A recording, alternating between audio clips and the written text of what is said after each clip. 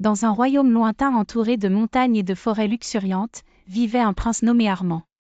Cependant, Armand n'était pas un prince ordinaire.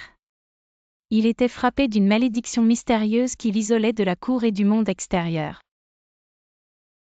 Tous ceux qui le regardaient dans les yeux étaient condamnés à oublier leur passé, à perdre tout souvenir de leur vie d'avant. Pour cette raison, Armand vivait seul dans une tour haute et sombre qui surplombait le royaume. Ses visites étaient limitées, et seules quelques personnes consentantes et précautionneuses, toujours accompagnées de voiles pour couvrir leurs yeux, osaient venir lui rendre visite. Le roi et la reine, rongés par le chagrin, n'avaient guère d'interaction avec lui, à l'exception des rares moments où ils se couvraient d'un masque spécial pour éviter de croiser le regard de leur propre fils. Armand avait une seule amie, une jeune servante du palais nommée Élise. Agile et intelligente, elle avait trouvé une solution pour communiquer avec le prince sans risque. Ils échangeaient des lettres à travers une fente de la porte de la tour.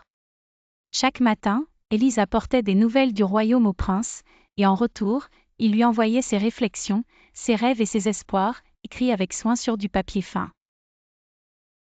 Le jour où la vie d'Armand changea arriva par un matin brumeux. Élise pénétra dans la tour avec une nouvelle incroyable. Un sage étranger, connu pour avoir brisé de nombreuses malédictions, était arrivé au royaume. L'empressement envahissait Armand, mais aussi une peur. Et si ce sage ne pouvait rien pour lui?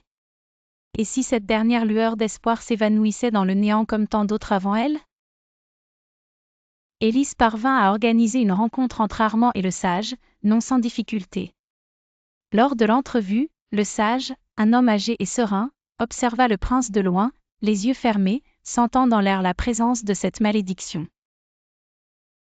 Avec une voix calme, il dit qu'en effet, une solution existait, mais elle exigerait un sacrifice.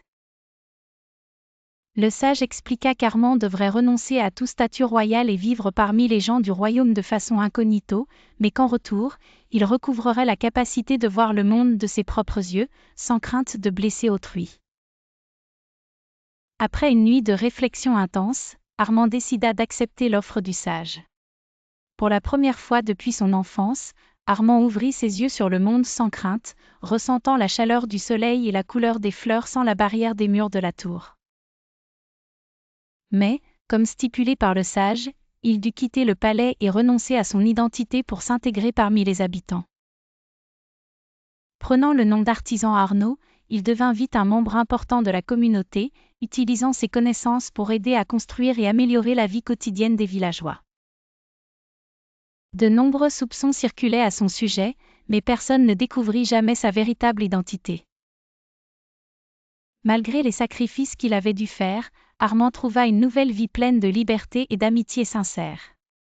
Il réalisa que bien que la couronne ait été perdue, il avait gagné bien plus en retour, la chance d'être enfin lui-même.